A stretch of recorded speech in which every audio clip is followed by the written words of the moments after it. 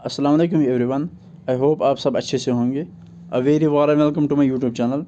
As पर your request I have prepared this lecture for you. So today we are going to start the modern history, and this will be the first lecture of this modern history, and we will be starting from the revolt of 1857. So revolt of 1857, it was the first resistance against British East India Company. And ये point मैं बाद में समझा दूंगा। मैं जो revolt of 1857 है, इसको सेवरल नाम्स दिए गए हैं। The sepoy mutiny, it was named the sepoy mutiny, क्योंकि ये जो रिवोल्ट ऑफ 1857 है, इसको स्टार्ट किया था बाय सिपाहियों ने। That's why it's called as sepoy mutiny. जो भी सोल्जर्स थे यहाँ पे, उन्होंने ये स्टार्ट की थी, इसलिए इसको सिपॉय म्यूटिनी कहते हैं। किसने कहा था इसको सिपाही म्यूटिनी? बाय ब्रिटिश हिस्टोरियन ने इसको सिपाही म्यूटिनी कहा। एंड इसको इंडियन म्यूटिनी भी कहते हैं, इसको द ग्रेट रेबेलियन भी कहते हैं। जो great rebellion by Indian historians ने इसको कहा था, इसको the revolt of 1857, the Indian insurrection, also the war of independence या इंडियन वॉर ऑफ इंडिपेंडेंस। ये इंडियन वॉर ऑफ इंडिपेंडेंस ये पूछा जाता है एग्जाम में। इसको किसने कहा था? ये विनायक दामोदर सावरकर, यानी कि वीडी सावरकर ने इसको बोला था Indian war of independence.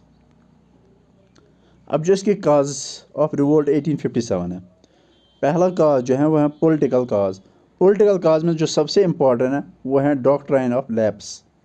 Doctrine of lapse policy को किसने इंट्रोड्यूस किया था? बाय लॉर्ड डलहौजी ने इसको इंट्रोड्यूस किया था। सो डॉक्ट्राइन ऑफ लैप्स में सिंपल अगर मैं समझाऊँ, डलहौजी ने ये कहा डॉक्ट्राइन ऑफ लैप्स में कि अगर कोई राजा है, इसका कोई बेटा नहीं है, एंड अगर इसने कोई बच्चा अडॉप्ट किया है, ठीक है। डलहौजी ने क्या कहा? अगर कोई राजा है, उसका कोई बेटा नहीं है और उसने कोई बच्चा अडॉप्ट किया है, अगर ये राजा मर जाता है तो जो इसकी सारी प्रॉपर्टी है, जिस स्टेट पे ये रूल करता है, वो सारा स्टेट अब ब्रिटिश के अंडर आ जाएगा। एंड जो ये अडॉप्टेड सन है, वो राजा की जगह पे रूल नहीं कर सकता है। ये डॉक्ट्राइन ऑफ लैप्स में कहा गया था, सिंपल। एंड पॉलिटिकल काज में जो एक और काज है वो है पंजाब एनेक्स, यानी कि पंजाब को भी उन्होंने अपने कब्जे में कर लिया था। एंड जो सबसे ज़्यादा इम्पॉर्टेंट है वो है अवध। अवध को इन्होंने एनेक्स किया था। जब ब्रिटिश ने अवध को एनेक्स किया था और अवध में जो 60 सोल्जर्स थे, उनको डिसबैंड किया गया था वहाँ पे। और जो ये 60 सोल्जर्स हैं जिनको यहाँ से डिसबैंड किया गया था, क्योंकि अब अनएम्प्लॉयड हो गए थे, सारे सोल्जर्स अपने विलेज में गए थे। सारे सोल्जर्स अपने विलेज में गए थे, ये दुख में कि हमें यहाँ से निकाला गया है, अब हमारे पास कोई रास्ता नहीं है इस क्रांतिकारी के सिवा, ठीक है। नाउ इकोनॉमिक का इन रूरल एरिया जो पीजेंट्स और ज़मींदार्स थे, उन पे हैवी टैक्स लगाया गया। एंड जो पीजेंट्स अगर मैं सिंपल समझाऊँ, किसान होते थे जिनके पास या तो छोटी ज़मीन होती थी या तो वो ज़मीन रेंट पे लेते थे, so that they can cultivate, ठीक है। जो ये पीजेंट्स होते थे, या तो उनके पास छोटी ज़मीन होती थी या तो वो ज़मीन रेंट पे लेते थे for cultivation purpose, so that वो कल्टिवेशन कर सके और अपना गुजारा कर सके, ठीक है। ये होते थे पीजेंट्स। और ज़मींदार होते हैं जिनके पास काफ़ी ज़्यादा ज़मीन होती थी, उन पे हैवी टैक्स लगाया गया, ठीक है। अब क्या होता था, अगर वो ज़मींदार अपना टैक्स पे नहीं कर पाते थे तो उनसे ज़मीनें छीन ली जाती थी, ठीक है। और पीजेंट्स क्या करते थे, जो ये पीजेंट्स होते थे ये जाते थे मनी लैंडर के पास, क्योंकि जो पीजेंट्स हैं इनको ब्रिटिश को टैक्स पे करना है। अब ये मनी लैंडर के पास जाते थे, उनसे लोन लेते थे और लोन लेके वो पे करते थे ब्रिटिश को। जो ये पीजेंट्स होते थे ये जाते थे मनी लैंडर के पास, मनी लैंडर से लोन लेते थे, वो लोन पे करते थे ब्रिटिश को in the form of tax, and वो लोन ब्रिटिश को पे करते थे in the form of tax. अब जो पीजेंट्स थे उन्होंने मनी लैंडर से तो पैसे ले लिए, अब इनको वापस तो करना पड़ेगा ना। तो ये पीजेंट्स, ये जो पैसे उन्होंने लोन लिए थे ये वापस नहीं कर पाते थे, क्योंकि उनके पास वो गुजारा होता ही नहीं था। अब ये क्या करते थे, अब ये मनी लेंडर क्या करता था, उनसे ज़मीन ले जाते थे। सो इन एनी वे पीजेंट्स और ज़िम्मेदारों से ज़मीन छीन ली जाती थी, ठीक है। एंड जो नाना साहिब है, इसको पेंशन देने से रिफ्यूज़ किया गया था। अब नाना साहिब कौन था, ये था एडॉप्टेड सन। किसका एडॉप्टेड सन था, बाजीराव। बाजीराव सेकंड जो था उसका एडॉप्टेड सन था, बट इसको पेंशन देने से रिफ्यूज़ किया गया था। इसका दूसरा नाम है दोंदू पंत। एंड यही स्ट्रिक्ट रूल्स जो लगाए गए थे कि अगर आप पे नहीं करोगे आपके पास जो भी प्रॉपर्टी है वो आपसे ली जाएगी, ठीक है। इसका मतलब ये होता है। सोशियो रिलीजियस काज में क्या था, पहला जो था वो था abolish sati system and support widow remarriage system. Abolish of sati system या विडो रिमैरेज एक्ट, ये तो अच्छी पॉलिसी थी, ये तो अच्छा, ये तो हमारे लिए अच्छा था। हाँ, लोग से यहाँ पे उन्होंने कहा यार ये ब्रिटिश हमारे मामले में इतने मदाखलत क्यों कर रहे हैं, हमें जो भी करना है हम खुद करेंगे। तो इस वजह से भी उनको गुस्सा चढ़ा था। And tax on mosque and temple पे जो टैक्स लिया जाता था, उन टेम्पल लैंड्स पे जो टैक्स लिया जाता था, ये भी काज बन गया। So introduction of new Enfield rifles, जो ये राइफल्स न्यू इंट्रोड्यूस किए गए थे, इसकी वजह से भी ये रिवोल्ट ऑफ 18 ये भी एक काज बन गया। और यही जो एनफील्ड राइफल्स है, यही फिर लास्ट में इमीडिएट काज बन गया, ठीक है। ये टॉपिक हमारा आगे पढ़ेंगे हम। Military cause, the revolt of 1857 began as सिपाही म्यूटिनी, क्योंकि जो रिवोल्ट ऑफ 1857 है ये किसने स्टार्ट किया था, ये सिपाहियों ने स्टार्ट किया था। बिकॉज इनको इन्फीरियर माना जाता था ब्रिटिश सोल्जर्स से, जबकि इनकी तादाद ब्रिटिश सोल्जर्स में सबसे ज़्यादा होती थी, ठीक है। और इनको पे भी कम किया जाता था, इनकी सैलरी भी जो थी वो बहुत कम थी as compared to British soldiers, ठीक है। अब लॉर्ड कैनिंग का टाइम पीरियड है, क्योंकि जो रिवोल्ट ऑफ 1857 है उस टाइम आपसे पूछा जाएगा who was the governor general. दो गवर्नर जनरल जो था उस टाइम वो था लॉर्ड कैनिंग्स, ठीक है।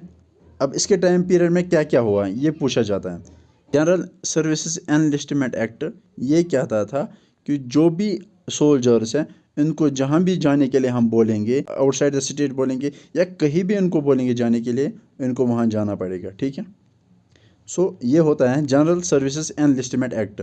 ये किसके टाइम पे हुआ था, लॉर्ड कैनिंग्स के। और लॉर्ड कैनिंग ही था last governor general of India and he became the first viceroy of India. और लॉर्ड कैनिंग्स ही बना first viceroy of India and Lord Cannings ही था last governor general of India. And Lord Cannings के time पे जो doctrine of lapse है ये विड्रॉ किया गया था। एंड लॉर्ड कैनिंग्स के टाइम पे ही कोड ऑफ क्रिमिनल प्रोसीजर भी इंट्रोड्यूस किया गया था। एंड लॉर्ड कैनिंग्स के टाइम पे ही इंडियन हाई कोर्ट एक्ट भी पास किया गया था। एंड लॉर्ड कैनिंग्स के टाइम पे ही इंडियन पेनल कोड भी इंट्रोड्यूस किया गया था, ठीक है। अब जो सबसे ज़्यादा इंपॉर्टेंट है वो है इमीडिएट कॉज। इमीडिएट कॉज क्या बना, वो है introduction of the new Enfield rifles. जो सबसे इमीडिएट कॉज बना वो बना introduction of new Enfield rifles. मैं समझाऊंगा अभी नीचे। द सिपाही had to bite off its top and then reload. The rumour spread that the grease was made out of the fats of cow and pigs, ठीक है। इस चीज़ को मैं डायग्राम के थ्रू समझाऊंगा, ठीक है। पास राइफल थी, ये जो था इसे बोलते हैं हम कार्टेज। अब कार्टेज में क्या था, इसमें गन पाउडर एंड जो बुलेट है ये रखा जाता था एंड इसको बाहर से कवर किया जाता था, ठीक है। इसको बाहर से कवर किया जाता था और बाहर से जब इसको कवर किया जाता, जो बाहर इसकी कवरिंग होती थी इस पर एक कोटिंग करते थे, ठीक है। इस पर कोटिंग होती थी जिसको बोलते थे हम ग्रीस। एंड यही र्यूमर फैल गया था जो ये कोटिंग है इसकी, ये किसके फैट से बना है, ये fat of cow and pig. समझ आया। जो काउ है it is a sacred for Hindus, cow is sacred for Hindus. And जो पिग है वो तो पता ही है, पिग इस्लाम में हराम है। सो इस वजह से जो सिपाही थे, जो सोल्जर्स थे, उन्होंने मना किया। अब सोल्जर्स को जो ये गन लोड करने से पहले इस कॉटेज की जो कवरिंग है वो हटानी पड़ती थी। कैसे? Bye biting.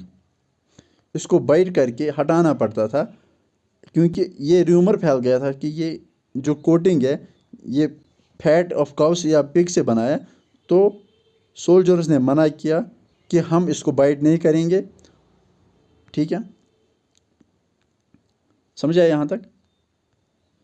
तो यही था introduction of new Enfield rifles and the sipahis had to bite and stop and then reload. Rumour यही था कि ये fat of cows and pig से बना है। इन मार्च 1857 मंगल पांडे ने रिफ्यूज़ किया कि जो ये कॉटेज है इसको वो यूज़ नहीं करेगा, वो बाइट नहीं करेगा कॉटेज को। इसने मना किया सीधे कि मैं ये नहीं करूँगा। एंड मंगल पांडे जो सिपाही था कहाँ पे था? वो बारकपुर में, यानी कि बारकपुर बंगाल में वो सिपाही था मंगल पांडे। इसने मना किया कि वो कॉटेज को यूज़ नहीं करेगा एंड अपने सीनियर ऑफिसर्स जो उसके वहाँ पे थे उनको कत्ल कर दिया। एंड उसके बाद मंगल पांडे को फांसी दी गई 8 अप्रैल को। ठीक है, एंड ये भी इम्पॉर्टेंट है, मंगल पांडे बिलोंग करता था 34th नेटिव इन्फेंट्री। इन्फेंट्री का मतलब होता है ग्राउंड सोल्जर्स। ठीक है, एंड जो बारकपुर में सोल्जर्स थे they belong to 34 native infantry. ठीक है, अब आपको सारी स्टोरी समझ आ गई। अब मैं आपको वापस लेके चलता हूँ। जो 24 अप्रैल 1857 में जो रिवोल्ट है ये स्टार्ट कहाँ पे हुआ? मेरठ में। इससे पहले ये बारकपुर में भी स्टार्ट हुआ था, बट वहाँ पे इसको सप्रेस किया गया, उसको दबाया गया वहाँ पे था। बट मेरठ में क्या हुआ था, जो 90 सोल्जर्स हैं उन्होंने भी रिफ्यूज़ किया कि हम भी कॉटेज को यूज़ नहीं करेंगे। और 90 सोल्जर्स में 85 सोल्जर्स को जेल में बंद कर दिया गया और के लिए उनको जेल में बंद किया गया। ठीक है, और जो मेरठ में जो बाकी स्टेशंस होते थे उनमें जो ये उन्होंने जब ये न्यूज़ सुनी तो उनमें जो ये आग है ना ये भड़क गई। अब उनमें ज़्यादा आग भड़क गई तो वो क्या गए, वो निकल गए वहाँ से अपने स्टेशन से। उन्होंने जो 85 सोल्जर्स को ब्रिटिश ने जेल में बंद कर दिया वो आ गए। उन्होंने 85 सोल्जर्स को यहाँ से निकाला और फिर मेरठ से दिल्ली की तरफ रुख किया। मेरठ से दिल्ली 58 किलोमीटर की दूरी पर उन्होंने वहाँ से यहाँ रुख किया। एंड दिल्ली में जो रूलर था वो था बहादुर शाह जफ़र। ये सारे जो सिपाही थे ये गए बहादुर शाह जफ़र के पास। उन्होंने बहादुर शाह जफ़र को बोला कि आप हमारी मदद करो, ये हम यहाँ से इनके खिलाफ लड़ेंगे। ठीक है, सो ये थी स्टोरी। और फिर इसीलिए ये कहा जाता है कि जो ये 10 मई को जो ये सोल्जर्स थे, 10 मई को जो सोल्जर्स थे इन्होंने दिल्ली की तरफ रुख किया था और बहादुर शाह जफ़र को बोला था कि आप हमें अपनी आर्मी दो, अपनी फ़ौज दे दो, आप हमें मदद कर दो, हम ये रिवोल्ट स्टार्ट करेंगे। सो इसीलिए ये माना जाता है कि रिवोल्ट ऑफ 1857 जो है वो कहाँ पे स्टार्ट हुई थी? मेरठ में। पॉलिटिकल काज मैंने बताए एंड अवध एनेक्स ये भी मैंने बताया। एंड ये क्वेश्चन भी पूछा जाता है सबसे ज़्यादा सोल्जर्स अगर ने पार्टिसिपेट किया था वो कहाँ से बिलोंग करते थे? Awadh.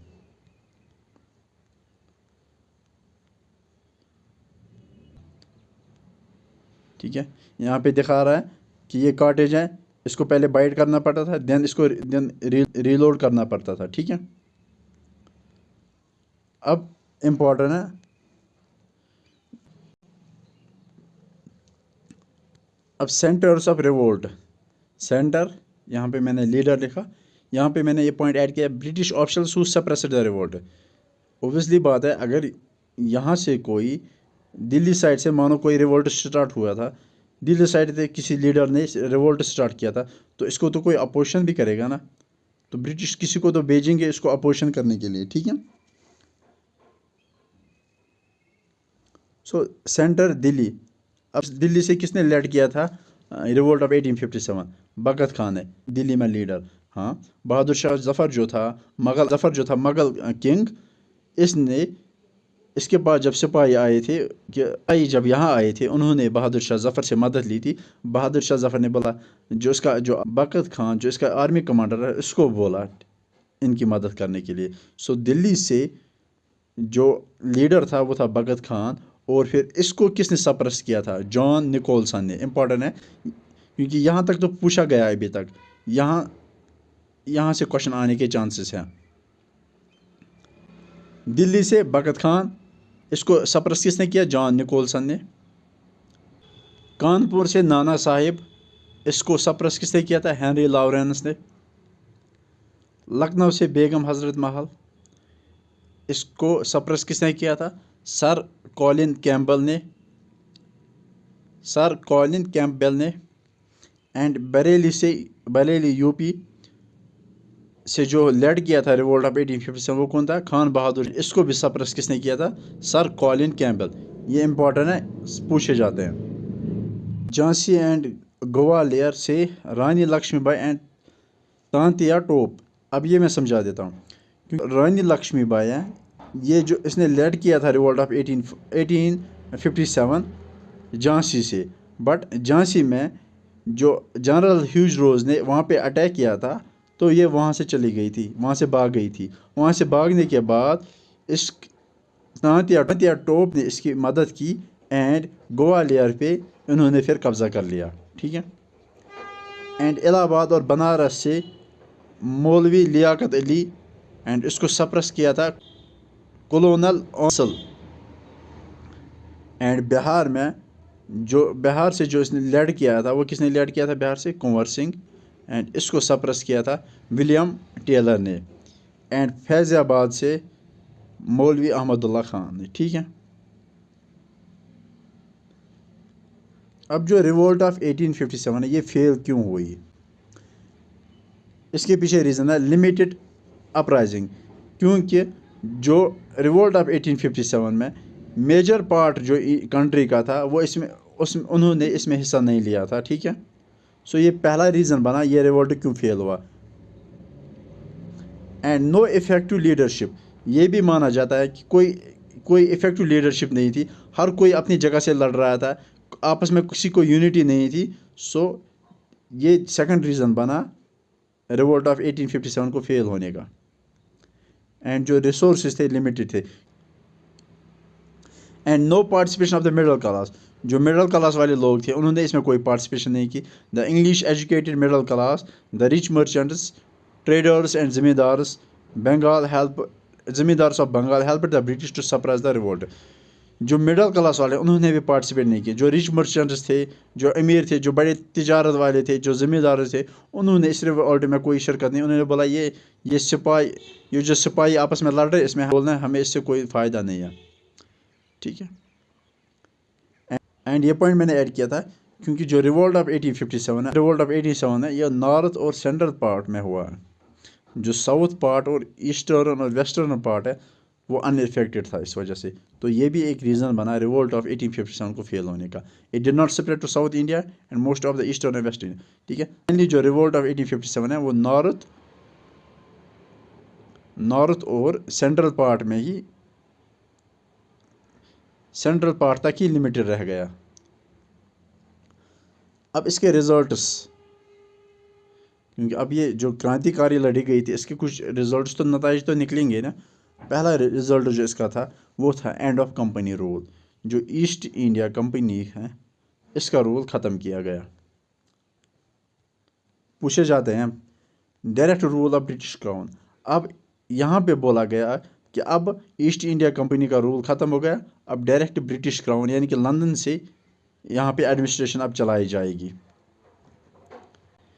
The administration was taken over by queen Victoria. ठीक है।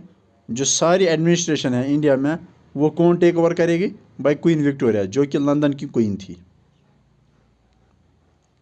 And religious tolerance, it was promised and due attention was paid to the customs and tradition.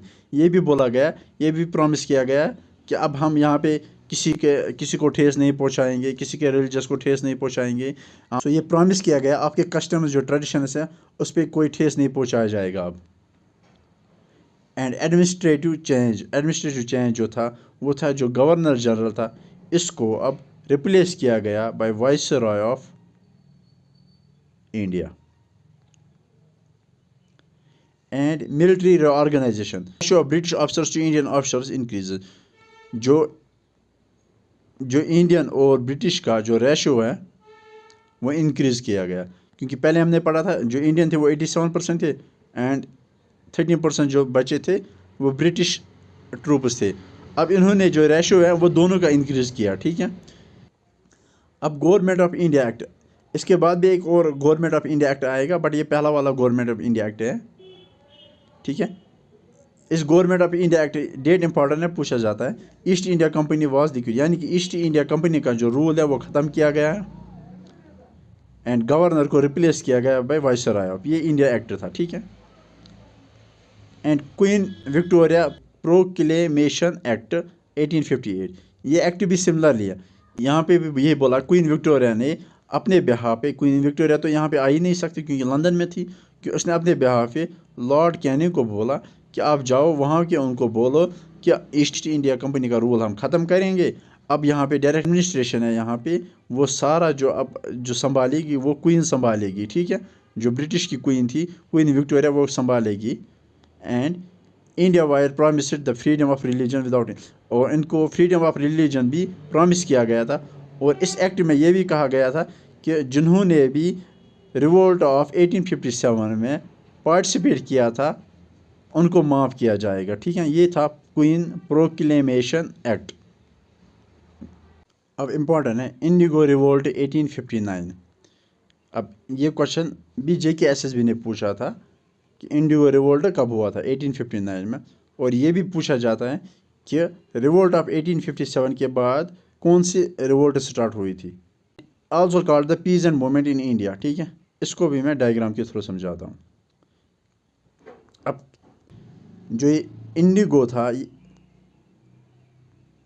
Peasants को बोला गया कि आप इंडिगो की कल्टीवेशन करो, बट पीजेंट्स नहीं चाहते थे कि हम इंडिगो की कल्टीवेशन करें, क्योंकि इससे क्या होता था, उनकी ज़मीन इनफर्टाइल हो जाती थी एंड इससे जो फार्मर्स थे उनको ज़्यादा फ़ायदा होता नहीं था एंड ब्रिटिश उनको ज़्यादा पैसे भी नहीं देते थे इसके, ठीक है। और ब्रिटिश ने एक फ़िक्स रेट किया था, फिक्स इनके साथ। एंड ब्रिटिश को जो इंडिगो कल्टीवेशन में ब्रिटिश को सबसे ज़्यादा फ़ायदा होता था, क्योंकि वो बाहर जाते थे, उनको अच्छे खासे पैसे मिलते थे इस इंडिगो के लिए। इंडिगो कुछ नहीं है, बस एक डाई है, ठीक है। ये इंडिगो है, यहाँ से हमें डाई निकलती थी, वो डाई हम कपड़ों में लगा देते थे, ठीक है। सो ब्रिटिश को इसमें सबसे ज़्यादा फ़ायदा होता था कि वो बाहर जाते थे और इसमें अच्छे खासे पैसे उनको मिलते थे, बट जो पीजेंट्स थे उनको इसमें ज़्यादा फ़ायदा होता नहीं था। वो नहीं चाहते थे कि इंडिगो की कल्टीवेशन करना, वो चाहते थे कि हम राइस कल्टीवेशन जिसमें हमें ज़्यादा फ़ायदा होगा, बट जो ब्रिटिश थे उन्होंने ये चीज़ें नहीं मानी थी, ठीक है। और फिर इस वजह से पीजेंट्स ने ये इंडिगो मूवमेंट चलाई कि उन्होंने अब मना किया कि अब हम की कल्टीवेशन नहीं करेंगे। उन्होंने अब कम्प्लीटली अपोज किया, अब इंडिगो की कल्टीवेशन हम नहीं करेंगे, इससे हमें कोई फ़ायदा नहीं हुआ। सो ये फिर याद रखना, ये बंगाल में हुआ था, ठीक है। अब हम इंडिगो की कल्टीवेशन नहीं करेंगे। हज़ारों तादाद में जो पीजेंट्स थे उन्होंने प्रोटेस्ट किया था, फिर एट लास्ट ये फाइनली एंड किया गया था 1860 में, ठीक है। अब पॉइंट्स टू रिमेंबर, याद रखना, इसे आप वन लाइनर भी कह सकते हो। डिफरेंट एग्जाम में जो क्वेश्चन पूछे थे वहाँ से मैंने एक एक पॉइंट उठाया है। मैक्सिमम नंबर ऑफ सोल्जर्स जिन्होंने पार्टिसिपेट किया था रिवोल्ट ऑफ 1857, वो कहाँ से बिलोंग करते थे? अवध से। With whom Rani Lakshmibai fought in the last battle, किसके साथ रानी लक्ष्मीबाई ने लास्ट बैटल फाउट की थी? वो था Hugh Rose. And who was the overall leader of revolt of 1857? Overall जो लीडर माना जाता है रिवोल्ट ऑफ 1857 वो बहादुर शाह जफर, जो कि मुगल रूलर था दिल्ली में, जिसके पास सिपाही आए थे मीरठ से मदद के लिए, ठीक है। बट बहादुर शाह जफर ने अपनी तरफ से किसको भेजा था? भगत खान को। And who commanded the Barrackpore cantonment, किसने कमांड किया था? ये मुगल पांडे को। And under whose leadership a parallel government establish in Jagdishpur in 1857, किसकी लीडरशिप में जगदीशपुर बिहार में एक पल्लर गवर्नमेंट एस्टेब्लिश की गई थी रिवोल्ट ऑफ 1857 के दरमियान। वो किसने किया था? भाई अमर सिंह ने। अमर सिंह कौन था? Brother of Kunwar Singh.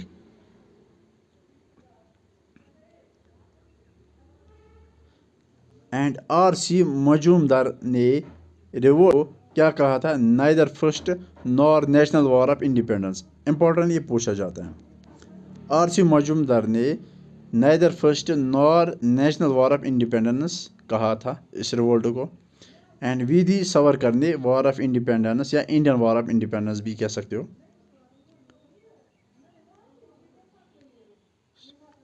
George Bruce मेलेसन, इसने इसको नाम दिया था Indian mutiny of 1857। Sir Hugh Rose ने डिस्क्राइब किया था best and the bravest military leader of rebel. किसको दिया था इसने करार? रानी लक्ष्मीबाई को। सो रानी लक्ष्मीबाई को इसने डिस्क्राइब किया था the bravest leader of revolt of 1857। Who is the author of the book the first Indian war of independence 1857? कौन था? वो था Karl Mars. And Nana Sahib और Begum of Awadh are among the following leaders of the revolt manage to escape. क्योंकि जब British ने suppress किया था इनको तो वो वहाँ से फिर भाग गए थे। कहाँ पे? Nepal. And the revolt of 1857 began under the leadership of Bahadur Shah Zafar. ये माना जाता है कि जो रिवोल्ट ऑफ 1857 है ये किसके लीडरशिप में हुआ था? बहादुर शाह जफर के। ठीक है। सो मैंने सारे पॉइंट्स कवर कर लिए इस टॉपिक में। आई होप आपके सारे डाउट्स क्लियर हुए होंगे। अगर आपको समझ नहीं आया फिर भी आप मुझे कमेंट सेक्शन में बताओगे, मैं आपको फिर से रिवाइज करता हूँ इस टॉपिक को। ठीक है, in a short way I will do that for you. ठीक है। जी के पार्ट जो हमने जम्मू कश्मीर का स्टार्ट किया था उसमें से फ्लोरा एंड फाना, important tourist destinations and personalities जो है इसमें इनकम्प्लीट है। अगर आप चाहते हो मैं उस पर भी लेक्चर बनाऊँ तो आप मुझे कमेंट सेक्शन में बता सकते हो। इसके बाद जो हमारा लेक्चर आएगा वो आएगा मॉडर्न हिस्ट्री पे, वो होगा INC पे। ठीक है, इंडियन नेशनल कांग्रेस पे आएगा इसके बाद लेक्चर। सो आई होप आपको समझ आया होगा सारा कुछ। And so please do like share and subscribe my channel. So thank you.